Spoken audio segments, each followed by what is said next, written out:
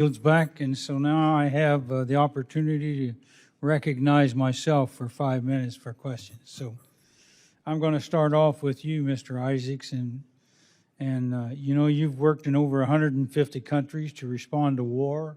You've responded to famine. You've been in some very complex crises.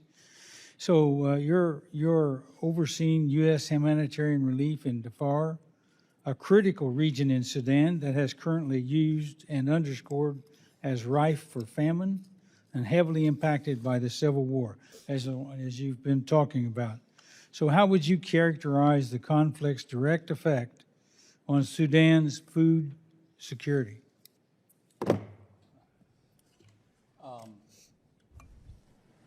I would characterize it as in the sewer. It's a horrible situation. We're talking about Kordofan. So Kordofan is a state sort of in the southern central part. And we've worked there, I've been 25 or 28 years there. Over the last year, almost 3 million people have come into that area. Why have they come into that area? It's a legitimate question. They've come there because they're voting with their feet. They feel security. They're not coming there because there's food. That's an issue. And the number one driver in famine is man-made problems. It's not nature. It's not climate change. It's not crop failure. It's man-made problems. And as has been said here today several times, this famine is a man-made issue. People are running from their land. They can't farm. Business has been curtailed. Logistics supply is cut off. And everybody that is surviving is focused on survival. They're not focused on, and they can't be focused on producing food. There has been and there are deliberate interruptions in humanitarian supplies. Congressman, I'm a Christian working as a humanitarian. I'm not a politician. It troubles me today, and it's troubled me for years, for people to pick the low-hanging fruit of getting food in. I know that food needs to get in, but it is not going to solve the political problems that exist in the country. And if those political problems are not addressed, all you're going to have is a season of feeding at a vast cost.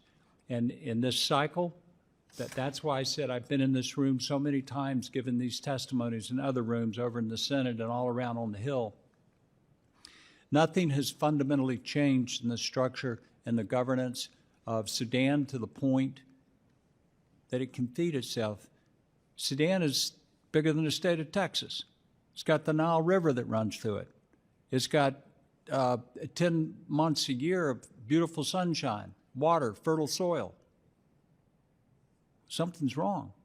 Something's wrong. I mean, they've got all of the raw elements there in addition to gold and oil and whatever other minerals they've got. It should be a wealthy country, and it's not.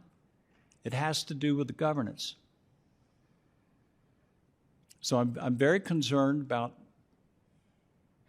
protection of children. I'm very concerned about education. I'm very concerned about gender-based violence. The governance has to change, or it won't go away.